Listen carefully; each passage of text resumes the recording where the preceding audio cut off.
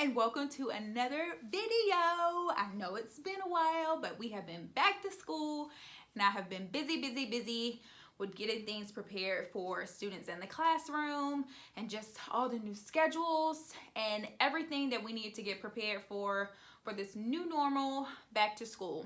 So I wanted to share with you all some things that are still normal. And so in this video, I'm gonna talk to you about a few things that you should have in your pre-K writing center. So before we actually get into the things that you should actually have in your writing center, it's important to know why the writing center is even important. So some of your little ones may be at home learning, or they may be back at school. And so you can create your own writing center right in your home. You can just designate a certain space. You can use it inside whatever classroom you have created. And for the teachers that are actually back in school, I just want to share a little bit about, of course you already know. And the writing center is important in pre-K because it helps them build their fine motor skills.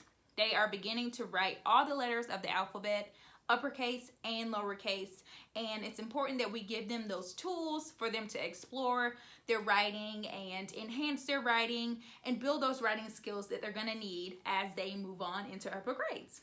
So the first items, of course, you have to have things to write with. You can have markers, pencils, or crayons.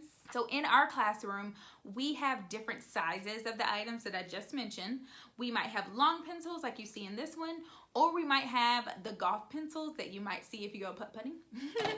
But it's totally up to you. Whatever you feel like your child or your students need to work on in that particular moment, especially in pre-K, a lot of the things that we work on is gripping the utensil in the correct way.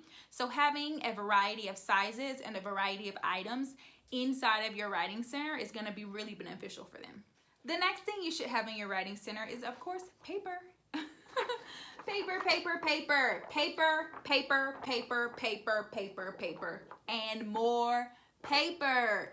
Kids are gonna need to write. Kids are gonna need space to scribble. Kids are gonna need space to write those long number lines that they're gonna learn eventually. So having paper, especially blank paper, is gonna be really beneficial for your new writers. Having blank paper gives them the chance to explore their writing utensils, and it gives them the space to create whatever's going on in their minds at the time and whatever they just want to put down on paper.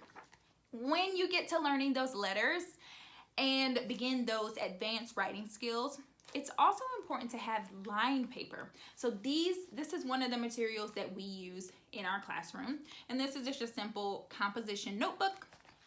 And it has lines on the inside. It has lines on the inside, so you have a space up here for when, if you're doing a writer's workshop, for example, you can have a space for them to draw, and down below we have lines for them to dictate what their picture is actually talking about. So paper. Another great item for them to have are dry erase boards. There's my smiley face. Dry erase boards and dry erase markers. You can have these size dry erase boards, or you can have smaller ones, whatever one is comfortable for your space. So with the dry erase board, again, it's just another tool that your learners and pre-Kers can learn to use in writing, and they can use it and they can draw. I don't know why I'm drawing this. But yes, kids love dry erase markers, and then they love that they can erase it immediately after and create something totally new. So dry erase boards, another good tool to have in your writing center.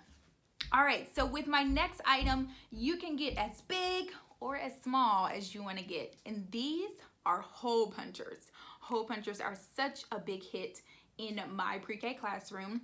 I have some that I introduced to them. These are small, and I just got about 20 from Amazon, and they're really easy to squeeze from the top, and the kids go crazy with these. We have so many different shapes that they can hole punch around the paper. They love the big hole punchers. They can even use regular hole punchers to punch circles around the paper as well. So really great to have in your writing center. So those are just a few items that I have here at my home that I can show you. You can add as many more items as you would like. I also like to have in there some stencils for tracing. Those are really good for tracing letters, numbers, shapes, any kind of objects. You could have stamps. Those are really great for getting creative on that blank piece of paper. And you can also have sandpaper letters. Sandpaper letters is gonna give that extra textile feel that kids need when they're learning their letters, when they're learning to trace, and when they're learning the formation of all their letters and their numbers. So those are just my suggestions for a writing center if you wanted to create one at home, or if you wanted to get one started in your classroom. Those are some items that you can add to get your kids or your students jump started on their writing skills. Thanks for watching.